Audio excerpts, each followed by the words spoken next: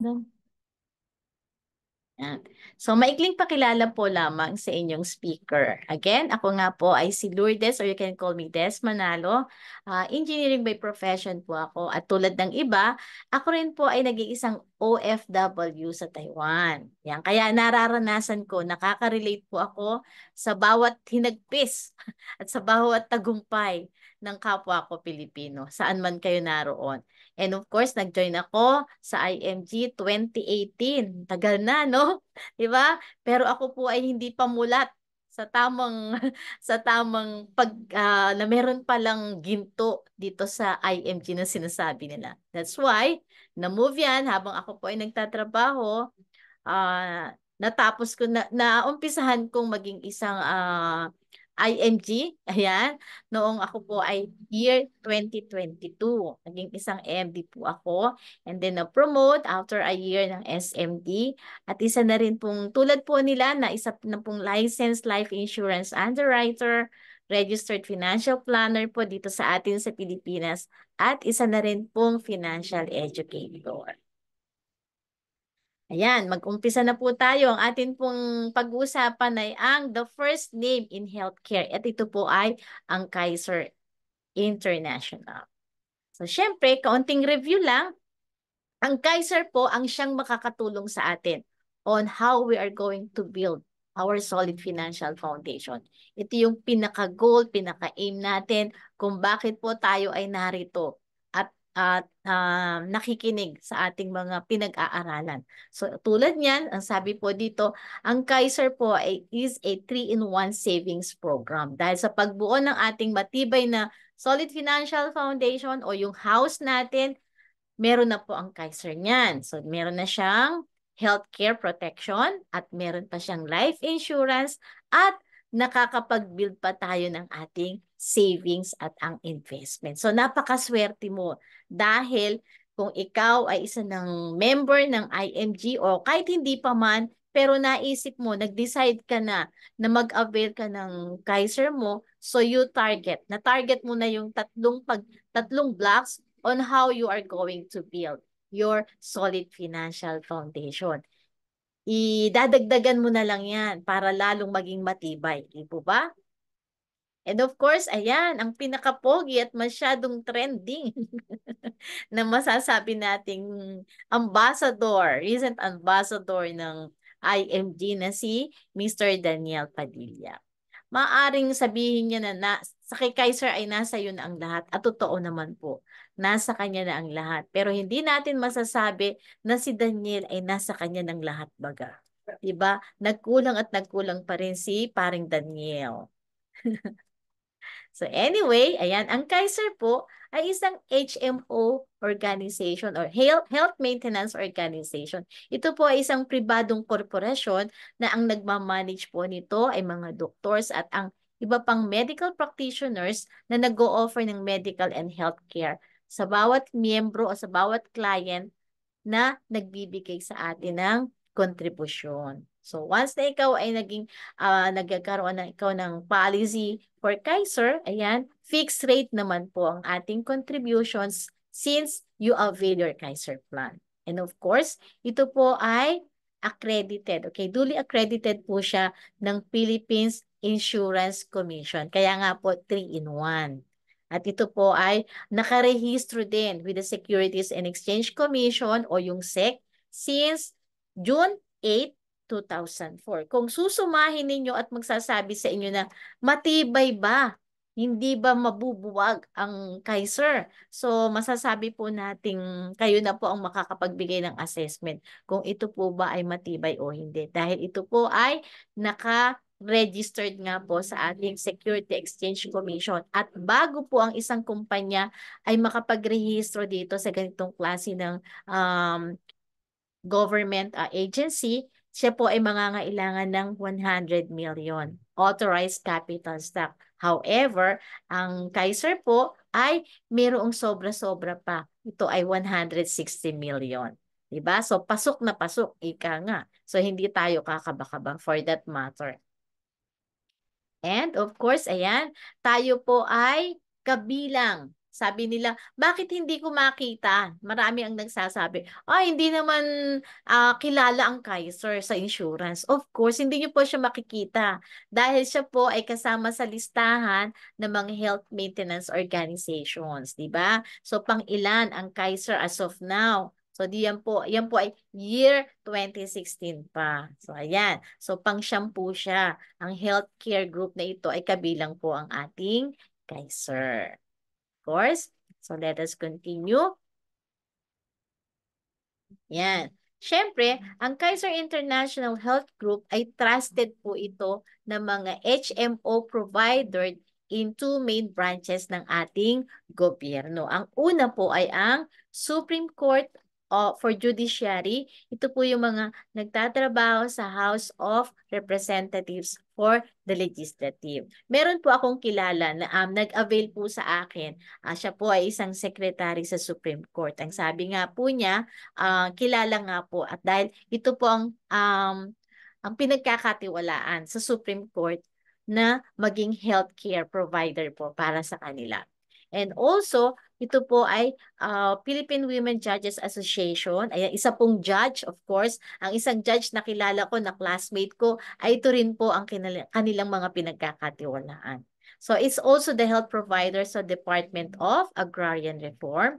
So, ang IMD is an exclusive broker wagdating dito sa mga amazing healthcare products, di ba? At kung ang pinakamalalaking ahensya ng gobyerno ay nagtitiwala. So, sino pa tayo para hindi magbigay ng tiwala para sa isang Kaiser, di ba? So, iyan po. Huwag po tayong kakaba-kaba, di ba? Dahil iyan po naman ay talagang legit. Yan. Mapagkakatiwalaan po natin at masasabi nating makakasama natin forever.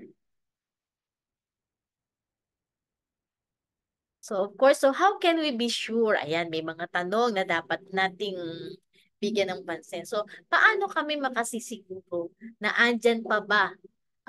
We still live too long, nandyan pa ba ang aking long-term plan? So, syempre, at least 51% ng ating ibinabayad ng mga plan holders ay pumapasok po automatic dun sa isang trust fund.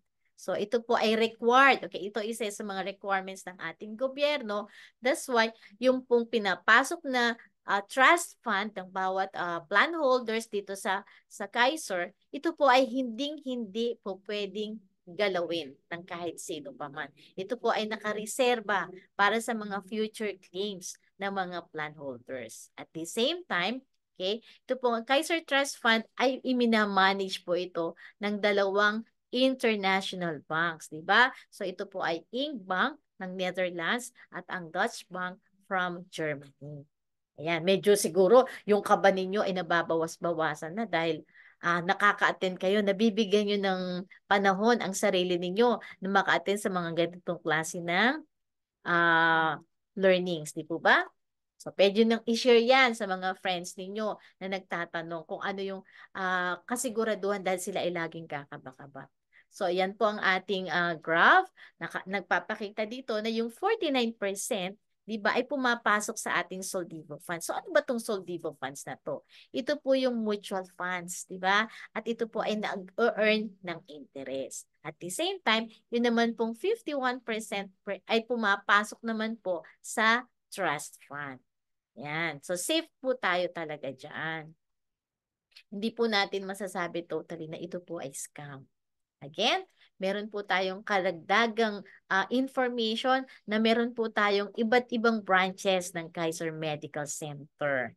Yan, madali din po natin silang maaabot dahil meron po tayong mga branches sa Makati, yan sa Robinsons Galleria, Robinsons Manila, SM North EDSA, Cavite, sa SM Santa Rosa. Ayan, dito po sa amin. Ako po ay taga San Pablo. So, diyan po ako nagpapa-check up. Diyan po ako nagpapa-APE kapag po kailangan at malapit lang po yan. So, SM San Pablo, sa Mactan po, sa Cebu. So, SM Seaside Cebu and SM City Cebu. And we also have major services. Ayan, meron po tayong executive check-up, APE o ang ating tinatawag na annual physical exam, the consultation and prevention care, the pre-employment medical, the family care, Yan, meron po tayong ganyang services. And of course, hindi lang po dito ang services na meron tayo sa Kaiser.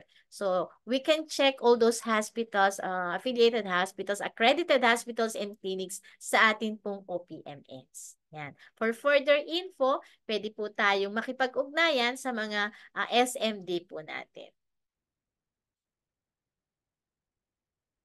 Okay, so of course, we are included in this international health group. Yan po dito kasi sa Pilipinas, ito po yung mga health group provider na meron po tayo. Ewan ko kung ano po ang meron kayo dito. So syempre, yan may Medical City, St. Luke's, yan yung mga ospital ng mga major hospitals na po pwede po nating puntahan na accredited po ang ating Kaiser International.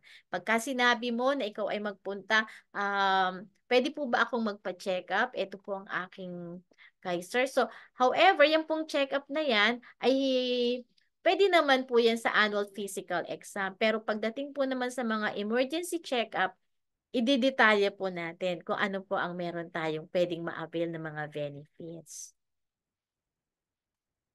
Yan. So of course, healthcare is divided into two. Ang una po ay ang pagkakaroon natin ng short-term at ang long-term care plan.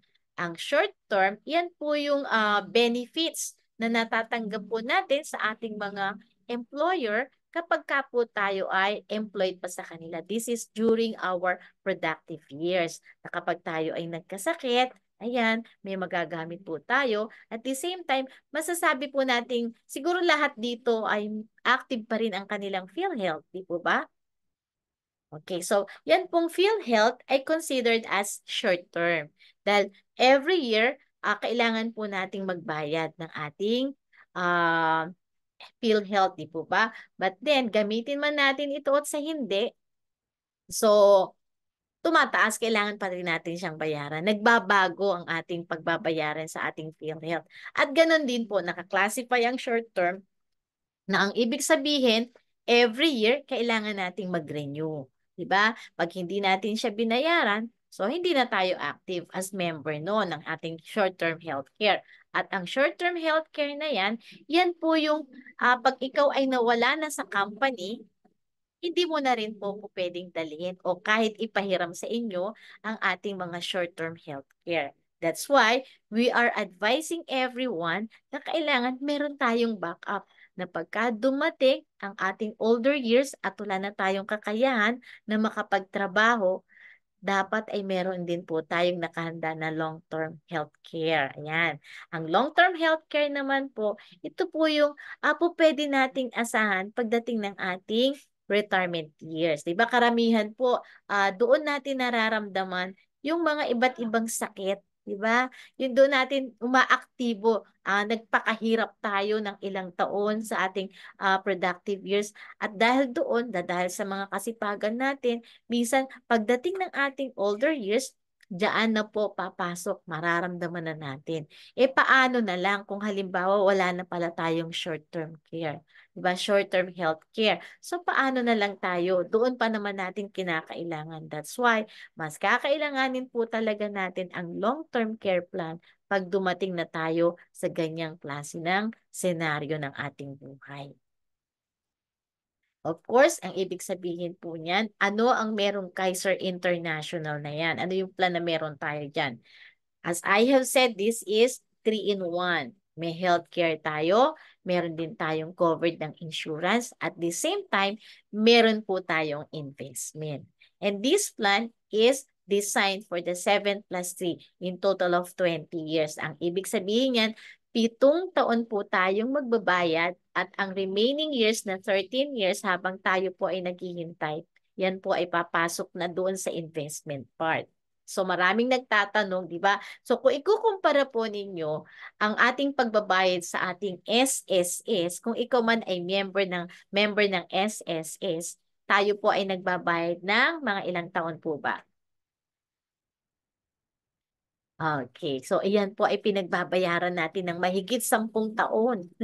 Di ba? Pero kung mari-review natin, ang ating matatanggap na pensyon ay kulang at kulang pa rin pala dahil sa taas ng inflation. So, kung iisipin natin ang kahalagahan ng pagkakaroon natin ng Kaiser Healthcare, ito po ay makakadugtong kung tayo man ay pension ng SSS, hindi po talaga siya magiging sapat para matugunan ang pangangailangan, di ba? That's why mas maipapayo po natin na meron tayong ganitong Kaiser plans. Okay? Na makakasama po natin yan as long as we live.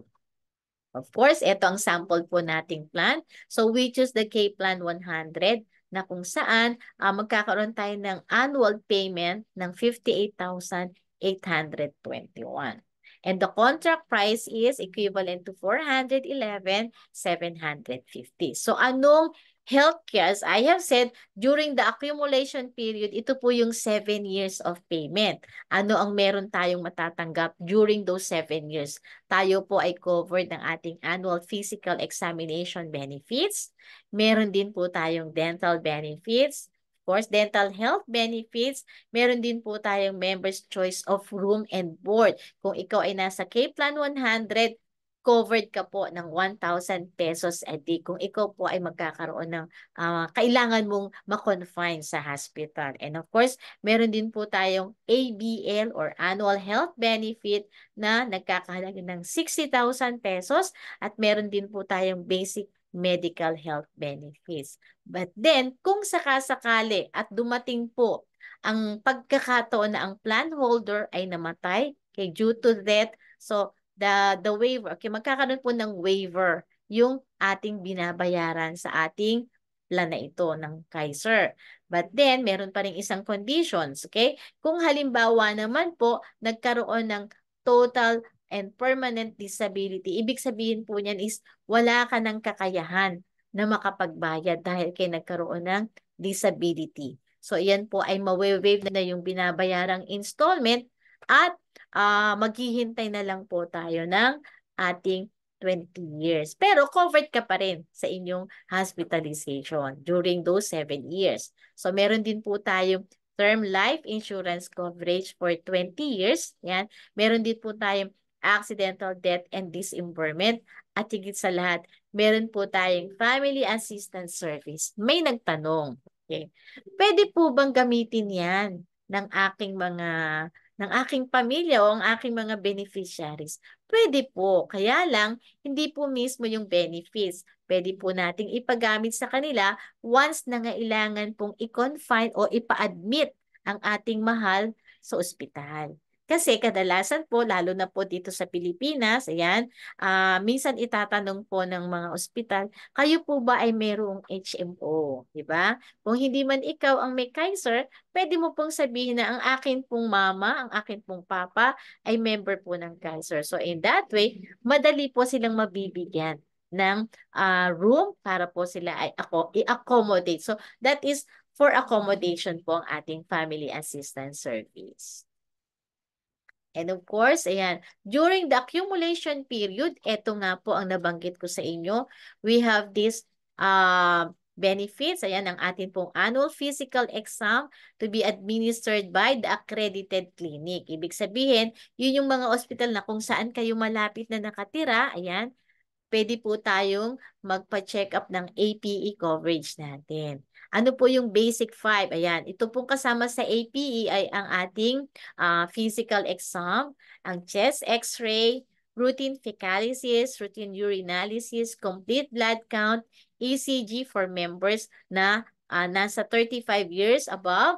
Yan, pap smear po sa mga female members above 35 years old as required. Ayan. Ibig sabihin pala nun, habang ikaw ay miyembro ng Kaiser at meron kang ganitong klase ng benefits, ikaw ay patuloy na inaalagaan, di ba? Inaalagaan ka, nagche-check up ka dahil meron kang ganitong benefits. And of course, pagdating naman po sa dental benefits, we have this unlimited dental check-ups, unlimited simple tooth extraction, once a year, free dental prophylaxis, recommendation of jacket crowns, inlays or onlays, at ang mga minor adjustment ng ating mga dentures. Alright?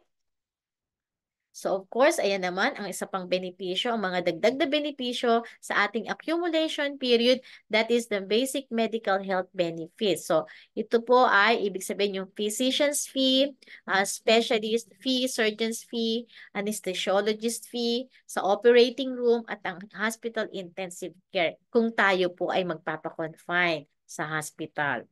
So ang member's choice room of board up to 1,000 per day dahil po sa K-Plan 100. So yearly medical benefit of 60,000 per year. Ang ibig sabihin po niyan, full payment of the first year of the total premium. Okay, note lang po, okay? The above provisions 1, 2, 3, 4, and 5 ay pwede mong ma-avail after the full payment of the first year of the total premium din. Again, so the term life insurance, meron tayo kung ang membro ay namatay between attaining of age of 75 years old. Okay, prior to this entitlement to the long-term care benefit, indicated po yan dun sa ating social of benefit. Makikita po natin yan sa ating OPMS. So his beneficiary will be entitled sa amount equal to the sum of long-term healthcare value. Ang ibig sabihin po niyan, sakat sakali man may makukuha po na benepisyo upon approval and claims of the insurance company. So pagdating naman po sa accidental death and dismemberment, okay, should the member suffer directly and independently of other causes, any bodily injured affected solely external violent accidental meant, ang ibig sabihin po niyan, makakakuha po tayo ng benefit dahil naka-insured po tayo. Okay, for example, nawalan tayo both of our hands, naka-insured po tayo ng 100%, aksidente tayo, ayan, nawalan tayo ng kamay, nawalan tayo ng paa, so one hand and sight of one eye, and ibig sabihin, naka-insured po lahat yan. May makukuha po tayo na 100%. Pag ito po ay naging cause of accident or death benefit. Ayan, and of course, mawi-waive nga po. Okay, hold on. Okay. And of course, mawi-waive po yung installment kung sakasakaling nga pong namatay na yung ating plan holder. And of course, matatanggap naman po, yung proceeds po nito ay matatanggap naman din po ng ating mga beneficiaries. Alright? And of course, kung halimbawa at nagkaroon naman ng total disability, permanent disability, so ma-waive po ang pinagbabayaran natin. Hindi na po natin babayaran yon, mag-iisap na po yon. So ayan, before the age of 75th birthday, so ayan po, makakatanggap po niyan ay ang plan holder mismo. So maghihintay po tayo ng maturity period para po ma-claims din natin yan. Pero coverage pa rin po tayo ng iba't ibang mga benefits na meron po ang ating Kaiser plans. Then all claims under the above insurance coverage shall be subject for 2 years as provided by law the date of issue, reinstatement of this contract. Ibig sabihin, okay, meron po kasi tayong tinatawag na contestability of 2 years. Lahat naman po ng klase ng insurance ay meron tinatawag na contestability period ng 2 taon.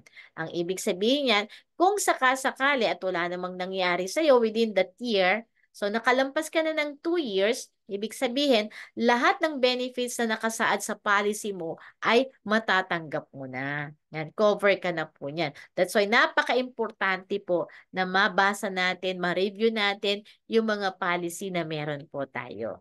Alright? So, at additional po dito, if the member dies during the accumulation period, yung principal beneficiary mo na i-declare mo doon ay pwede siyang maging substitute member. Maita-transfer na sa kanya yung iyong insurance, di ba? But no longer with insurance benefits and subject to the provisions kung halimbawa yan po ang dadanasin ng plan holder. Okay? So, with the family assistance, kailangan aktibo. Okay? Active yung status. Ibig sabihin, hindi nag-lapse yung policy mo. Diba? So, ano yung mga po pwedeng magkaroon ng family assistance dito under dun sa policy mo? Ito po yung mga immediate family members with yung mga first degree na dineclare mo dun sa policy mo. Okay? So, policyholder agrees to avail the services of Kaiser accredited doctors. Doon lang sa mga affiliated hospitals and clinics pwedeng magamit itong family assistance na yan. Okay, again, ang accommodation po niyan, yan, accommodation lang po ho, hindi po kailangang gamitin ng mga beneficiaries yung ating plan. This is a single, okay, single individual policy owner. Okay? Ano yung mga accredited hospitals dito? Meron po tayong mahigit na 2,000 accredited hospitals and clinics, ICU at operating room. Yan, meron din po tayong special and extended benefits. Ibig sabihin, po, meron din po tayong MRI, yan, mga CT scan, isotope scan, dialysis, blood transfusion, physical speech therapy, anti-rabies, venom, at ano pa. And of course, meron din po tayong lifetime network access ng ibig sabihin, pwede po tayong magkaroon ng access sa mga doctors and medical facilities kung halimbawa as long as available po yung ating mga funds sa ating Kaiser plans. And additional po niyang benefits na yan, meron din po tayong yearly healthcare hospital benefits. Yan. If the benefit is at the end of accumulation period, halimbawa, ganito po yan. Okay. Yun pong within the paying period, hindi po natin nagamit yung hospitalization po natin. At the end of pag dumating po ang 20 years of maturity ng ating contract, ibabalik po naman sa atin yung 85%. Yan. Yung 85% po ng ating hinulog sa Kaiser natin ay maibabalik din po sa atin. So, napakaganda po, di ba? So, nagkakaroon tayo talaga ng investment. Pumapasok na dun sa investment part. Again, meron tayong mga pre-existing medical conditions. And those illness, injuries considered to be existence prior to the effective date of contract. Ibig sabihin po niyan, kung tayo po ay meron na pala, nung nag-avail po tayo ng Kaiser Plan, at the same time, meron na po pala tayong existing illness. So, pagdating po at kinakailangan po nating ma-hospital, so, those pre-existing illness, tulad po ng high blood, ayan, ano pa mga pre-existing illness na meron tayo. Yung dumating yung illness na yun, nung ikaw ay effective nung contract mo, meron ka na nun. So, hindi po siya covered dun sa ating pagpapacheck up ng hospitalization. So, any professional advice or treatment was given for such illness or condition. So, of course, ayan, meron po tayong tinatawag niyan. Kasi, meron po kasi akong kaibigan. Okay. Isang example po, siya po ay nag-avail ng kanyang Kaiser plan. Year, I don't know what is that year. Pero bago po dumating ang kanyang 2 years contestability period, siya po pala ay meron na-diagnose siya na meron siyang cancer. So, ang ibig sabihin niya, nalampasan naman po niya yung 2 years na yon. Ang sabi niya sa akin, paano kaya yung aking plan? Ano po pwede mong i-advise dun sa nakuha kong plan na yan? So, ang sabi ko sa kanya, maswerte ka dahil nakalampas ka na dun sa 2 years ng contestability mo.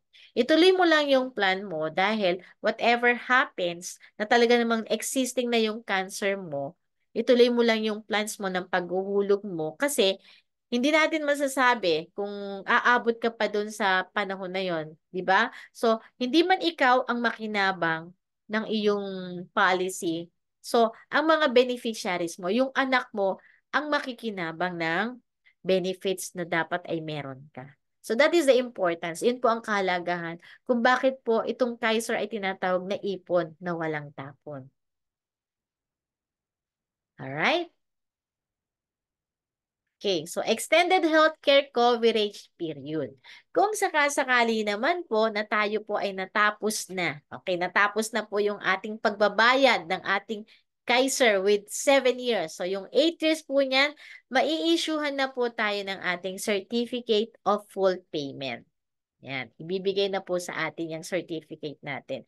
And at the same time, makakapag-apply na rin po tayo ng ating Visa card. Wow, may Visa card. So, pero ang Visa card po na yan, hindi po natin kailangan gastusin yan para tayo umutang. Di ba? Hindi po naman i-cover yan para gamitin po natin yan pambili sa mga malls. Yan, hindi po yan. Hindi po yan ang gamit ng ating Visa card. Ang gamit po niyan ay para sa ating Kaiser plan. Okay? So now, we have here, during the extended period, halimbawa, for example, ang policy owner ay at the age of 29, nag-avail siya ng K-Plan 100. So, eto nga po ang kanyang benefits during the extended period. Ayan, natapos na niyang bayaran ang kanyang 7 years. Ito po ang magkakaroon tayo ng benepisyo under her contract ng K-Plan 100. Ito tayo, meron tayong 10% annual health benefit. Yan, extended period na po itong pinag-uusapan. Ho. So, may covered na rin tayo ng outpatient benefit. Covered pa rin tayo ng inpatient benefit, maternity benefits. Kung halimbawa ikaw ay may kakayahan pang manganak, ayan, cover na po ang maternity benefits. So, yung pre-existing illness mo na sinasabi ko na hindi mako-cover during accumulation period, pagdating po ng ika-8 taon, yan po ay kasama na. And mga dreaded illness is also covered. So, i-discuss po natin later ano po yung mga dreaded illness na po pwede po dito. So, meron pa tayong additional health benefit, long-term care benefit, at ang long-term care bonus. Okay, i-discuss po natin isa-isa yan. So, ibig sabihin, dun sa ika-8 taon, nang tapos na tayong magbayad, sa ika-8 taon po yan, ay papasok na po sa ating investment. And yan pong investment na yan ay tumutubo na po. Habang tayo po ay naghihintay ng maturity period, ay tumutubo na po siya ng 10,000. Okay? Yan. And of course, ito ang ma-earn natin during those years na posibleng kumikita na. Na-discuss natin kanina about the compounded interest. Yan. Tumutubo na po ng tumutubo yung pera natin. Diba? Habang tayo po ay naghihintay. So in total, habang tayo naghihintay sa ating extended period, ito po yung total accumulated benefits na ating matatanggap. Yan. At meron din po tayong bonus. Ito po yung bonus po na sinasabi ko sa inyo ay yung 85% na pumasok po dyan ay ibabalik po sa atin kung hindi naman po natin kinailangan na ma-ospital habang tayo po ay nagbabayad.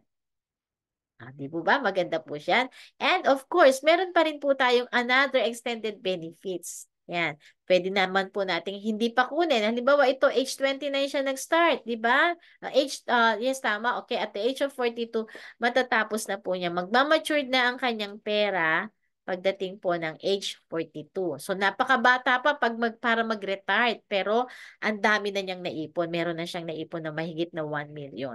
So, ibig sabihin, pwede naman niyang kunin yan at pwede rin namang kalahati ang kunin niya para tumutubo pa ng tumutubo, nag-accumulate pa yung pera niya habang siya ay naghihintay ng kanyang senior years. Yan. So, palaki po ng palaki ang ipon.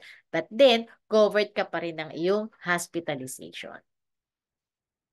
Okay, ano ba yung mga dreaded diseases? Okay, tulad po ng stroke, yan, coronary valvular, yan yung mga diseases, yung mga puso natin. Okay, meron din tayong diabetes, ng complications, di ba? The central nervous system, ayan, meron pa rin po tayong mga hepatitis, chronic, ayan, mga pulmonary, chronic kidney, yan, dialysis na po ang pasukan yan, chronic gastrointestinal, meron din tayong mga lupus na tinatawag. So, meron din po tayong mga cancer. Yan. Sa ngayon po, maririnig natin is napakarami na po talaga ang nagkakaroon ng ganitong dreaded disease na cancer. Nakakalungkot naman po, di ba?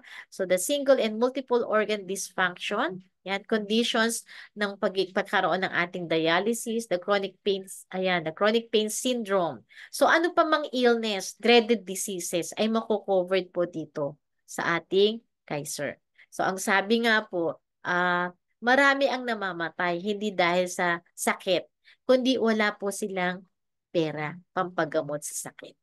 Okay? So, yan po ang nakalulukot. Kaya kailangan magkaroon po tayo ng ganitong klase ng preparation. Of course, kailangan din po tayo ay active member ng PhilHealth. Bakit? Anong connection yan? Kasi once admitted, you will be advised to file your PhilHealth reimbursement form.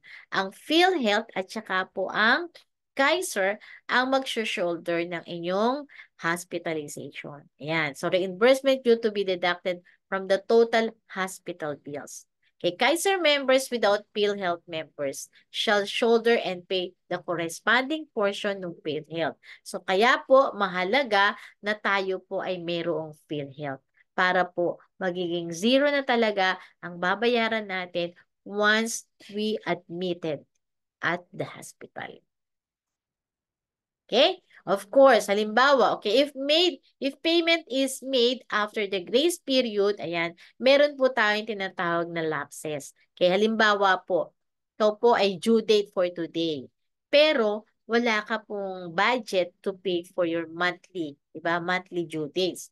Ang ibig sabihin po niyan, meron po tayong tinatawag na 30 days grace period. So, dapat mabayaran mo ang iyong due date before na mag-end siya for another, yung incoming due date mo ng 30 days, yung another susunod na buwan mo. Dapat mai-settle mo yung due mo para po hindi siya maglalapse. Yan, meron po tayong 30 days para po tayo ay makapagbayad ng ating dues for our installments. But then, kung halimbawa naman po na naglaps po ang ating policy, so meron naman po tayong po pwedeng i-file ng reinstatement. So, ang reinstatement po is divided into two. Pwede po tayong magpa-update, yan, or magpa-redate. Ibig sabihin, pag tayo po ay nagpa-update, ang babayarin po natin ay yung premium at saka po yung missed months na hindi nating nabayaran.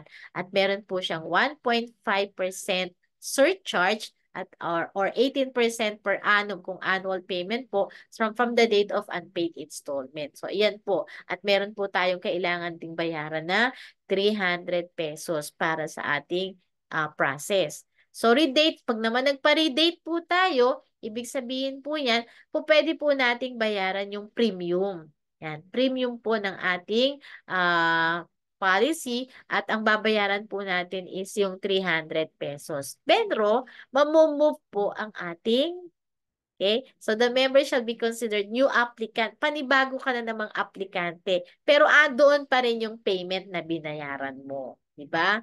So, mamumove po for the purpose of contestability of insurance, coverage, and other requirements for the new applicants of members is effect at that time. Mamumove na naman po ang ating contestability period. Pagka po tayo ay nagkaroon ng lapse. Yan, lapse dues, yung lapse payment po natin pag nag-lapse ang ating policy.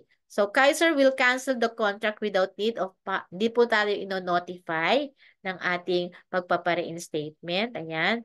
But then, kailangan po nating bayaran yung ating dues for that para maging active uli ang ating Kaiser.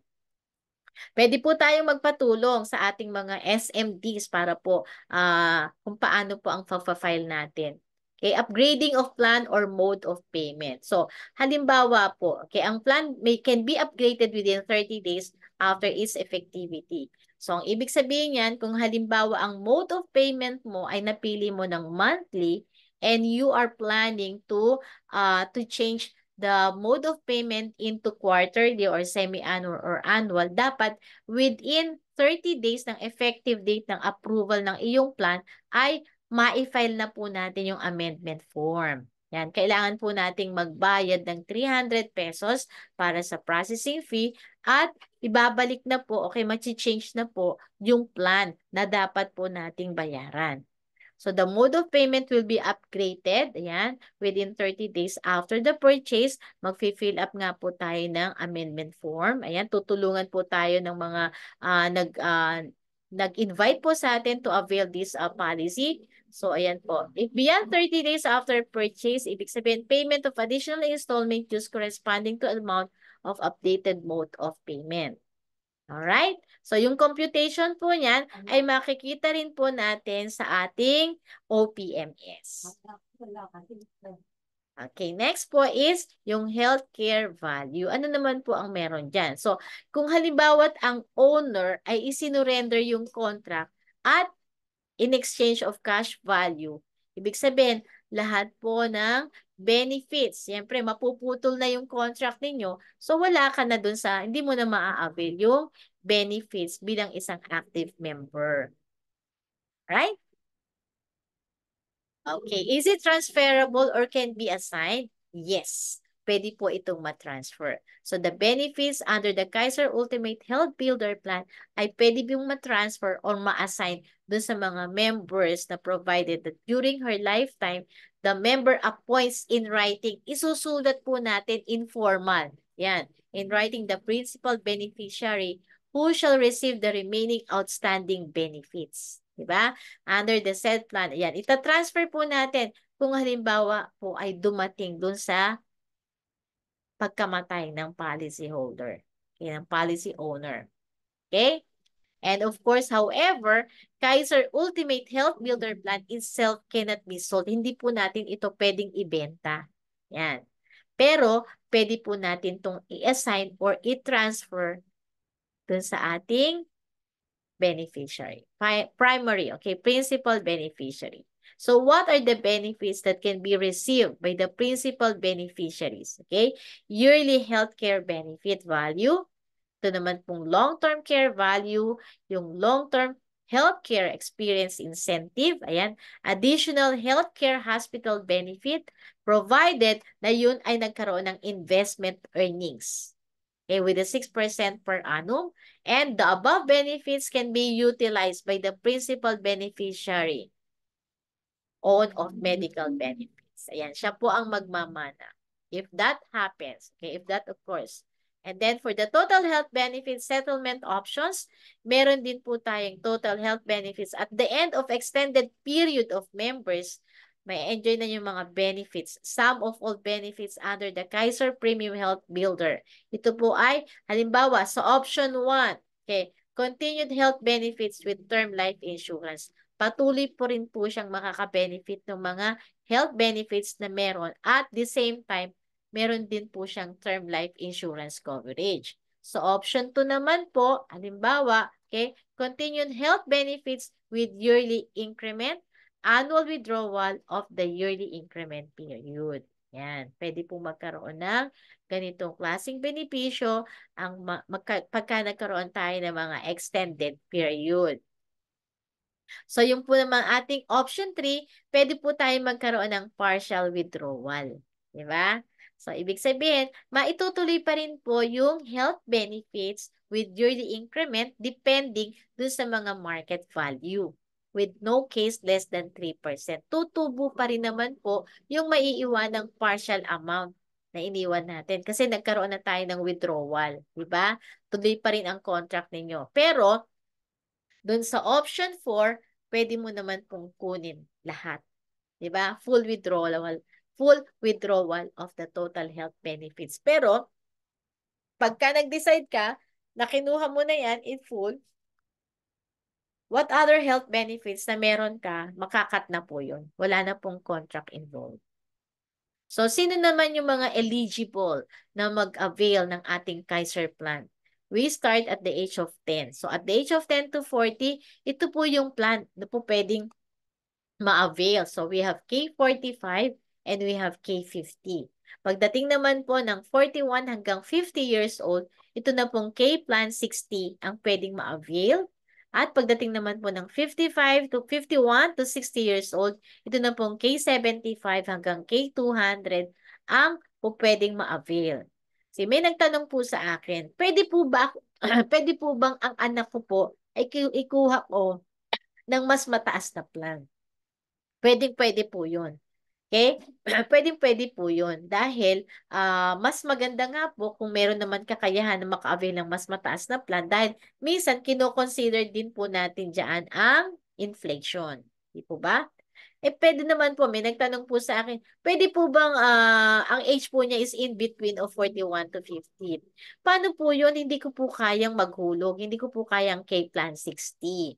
Okay, pwede po ba akong doon sa K45 o K50? Ay, hindi na po. Kasi nga po, habang tayo po ay nagkakaedad, mas tumataas po talaga ang premium na binabayaran. So, much better na mag-start po earlier para po makapag-avail pa po ng kung ano yung plan na para po sa kanya. Diba? Kaya napakahalaga po talaga ng time, yung oras.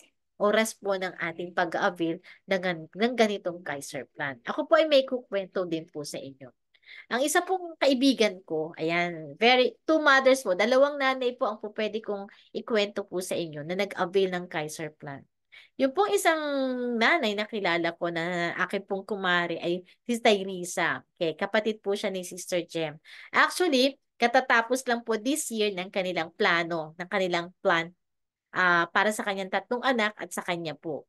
So napakaganda po ng mindset dahil kahit siya po ay solo nanay, solo parent, ito po muna ang kanyang inuna na magkaroon ng plan silang mag-iina. Although, saan ka po nakakita, nakakabilib dahil napaghandaan niya na magkaroon ng ganitong klase ng protection para sa kanyang mga anak. Di po ba?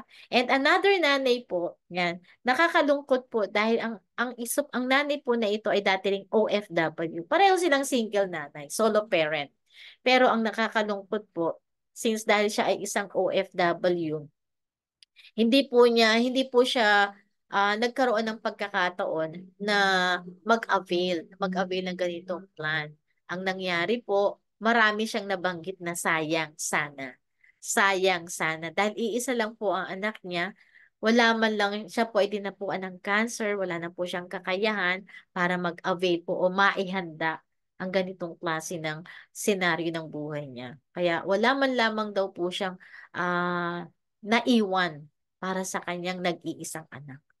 So, ang naisip ko lang po dito, talaga pong napakahalaga nung time, yung pong oras ng decision natin na magkaroon tayo ng ganitong klase ng preparation. Di po ba? So, ayun po. Naikumpara ko lang po ang kahalagahan nun. So of course, ano ang meron tayo? So the right long-term healthcare na kailangan po natin. Dapat kung meron po tayong short-term healthcare, ibig sabihin, habang ikaw ay insured sa iyong healthcare, napapakinabangan mo ito as your short term. Kasi sa Kaiser po, napapakinabangan dahil meron po tayong APE na benefits. So, pwede rin po dapat yan ay long term. Magagamit natin yung plan na yan. Ibig sabihin, pag dumating naman yung 60 years old natin above at tayo wala ng trabaho, meron na tayong long term na sasagot naman para sa ating mga pangangailangan. So ito bang long term na to ay naka-insured? Of course. Dahil ang Kaiser po, tayo po ay merong insurance coverage. So ito po ba ay nag-earn ng savings and investment? Of course. Kaiser po ay meron tayong investment pagdating po ng 8 year habang tayo naghihintay ng maturity period. So all of these, ayan, all of these blocks ay tinataglay, okay, na meron po nito ang Kaiser na meron po tayo. Kaya napakaswerte po natin. If we decided to avail this Kaiser plan, meron na po tayong matibay na pagsasandalan. Of course, so you should consider your healthcare and insurance as your priority. Bakit? Yan, bakit, 'di ba? So, kahit ka kasi mag-save pa ng few hundred pesos, pero wala ka namang healthcare at insurance, wala siyang mararating. Yun po ang ibig sabihin niyan.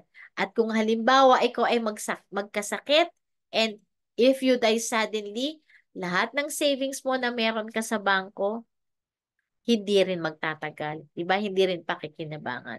So that's why getting the long-term healthcare and life insurance ay isang investments. Hindi po ito gastos. Hindi po ito expenses na sinasabi nila. This is a good, best investment na meron tayo para mabuo po natin ang ating solid financial house at yung goal po natin sa ating year 2024. Of course, ano pa ang meron tayo? Okay, hold on. So for example, meron tayong 60,000. Ang goal natin is meron tayong 60,000 per year. So for 20 years, at nagsisave tayo niyan, okay, makaka-avail na po tayo ng 1.2 million. But then, kung halimbawa naman ang goal natin ay makapag-save tayo ng 1,200 per month, okay, within 20 years, makakaipon naman po tayo niyan sa pamamagitan ng mutual funds in 20 years. So, meron din tayong na-target na funds ng 1.2. Okay? For this one, yan, 60,000 per year ang meron tayo dahil meron tayong binabayan na kung tayo ay K-Plan 100, di ba nasa amount of 58,000 per year. So, pagpalagay natin 60,000 per year ang naisisave natin. So, makakaipon po tayo niyan. That's why matatarget po natin ang ating avail ng 1.2, di ba? May coverage pa tayo ng insurance. Yan. So, ang Kaiser po niyan, ang makapagbibigay sa atin. At meron tayong mga insurance na makukuha for that matter. So, let's try to convince this one, okay? So, Mr. Noah and Mr. Saka na lang. Okay, so Mr. Noah is nag-invest at the age of 30 years old. Nagkaroon siya ng yearly investment ng 29,411. Yan. And pagdating niya ng 31 years old, nagkaroon ulit siya ng 29,411 ng investment. So, consistent yan. Hanggang siya ay dumating ng 36 years old, nakapag-invest siya. That's why, yan, pagdating ng ating 50 or 60 years old, tumubo yung kanyang pera. Di po ba? Naka-earn siya ng 1.5 million, 1.512 million. Pero, si Mr. Sakana lang, nag-atubili pa siya, although may natatanggap naman siyang bonus yearly, yan, mayroon pa siyang pera. So, sabi niya, saka na lang ako mag-i-invest. So, ayan po. Ang ibig sabihin, nag-start lang siya, naisip lang niya, nakapag-decide lang siya at the age of 35, eto. So, what am I trying to share for this one? Ang ibig sabihin, the earlier the better na mag-invest ka, mas marami ang maiipon mo, 'di ba? Maliban na lang kung halimbawa at nag-start ka ng later years ng buhay mo, mas malilis. So that is the difference na ipinakikita sa atin ang bawat senaryo ng pag-iipon ng now na at ang saka na lang. 'Di ba? Yung proper mindset, yung proper discipline na po pwede naman pala nating i-impose sa sarili natin. Okay? So, that's all for today and I hope